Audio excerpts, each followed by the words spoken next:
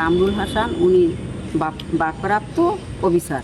তা উনি আমরা 3টে পর্যন্ত অপেক্ষা করি, 3টেবার উনি আসছে। আসার পর আমার স্বামী যাইয়া তারে সালাম দিছে, তুমি সালামের উত্তর দেয় নাই। না দেওয়ার পর বলছে, এই বেটা তুই বলে আমার বিরুদ্ধে কী বলো? সে বলছে কী বল স্যার, আমি তো কিছু বলি না। কয় তুই বলছো? কয় কার কাছে বলছি? স্যার আনেন। কয় কিছু বলে বাংসুতের ভাষা সুদানির কত কিসের চাকরি করো? সুদানির চাকরি থেকে তোকে বরখাস্ত করুন। এই অবস্থা। কয় স্যার আপনি কথাবার্তা বাংসুত সুদানি উদানি কিছু তো ব্যবহার করেন স্যার, আপনি ভালো কথা কান।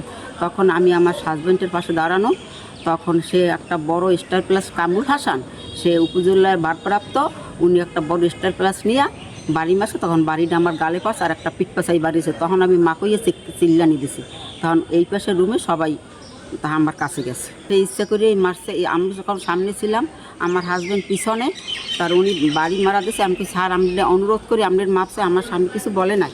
তখন এই উড্ডেই বাড়ি মারছে, স্যার বাড়ি আমার গালে পড়ছে এবং পিঠেও মারছে। এবার আমি এবার স্যারের দ্বারা আর হাজব্যান্ড লাইন করছে, স্যার এই সামনে। তারপর আমার এটা ফাটতে গেছে, ফাটতে যাওয়ার রক্ত পড়ছে। আমি বেহুশ অবস্থায় ছিলাম। আমার তো আমি ডায়াবেটিসের সমস্যা, তখন আমি ওই অফিসেই বেহুশ অবস্থায় পড়ে গেছি। এই আমি অসুস্থ হয়ে গেছি। এই আরে স্যার বা টিউন অফিসে গেছি। টিউন অফিসের সাথে আমি স্টাফে সবাই গেছে, অফিসে সবাই আমি হয়রান হয়ে গেছে, মানুষ জড়া হয়ে গেছে অফিসে। টিউন স্টাফের পাই না, উনি বাসায় গেছে, তার স্টাফের কাছে গেছি, তারাও আমার দেখে যে সে মারছে এবং রক্ত করতে আছে। আমার মারার জন্য এই করছে, আমার সরাইছে, আমার ওর সামনে আইছে, আমার ওই বড় স্টার প্লাস আছে না, স্টার প্লাস দিয়েই বাড়ি মারছে।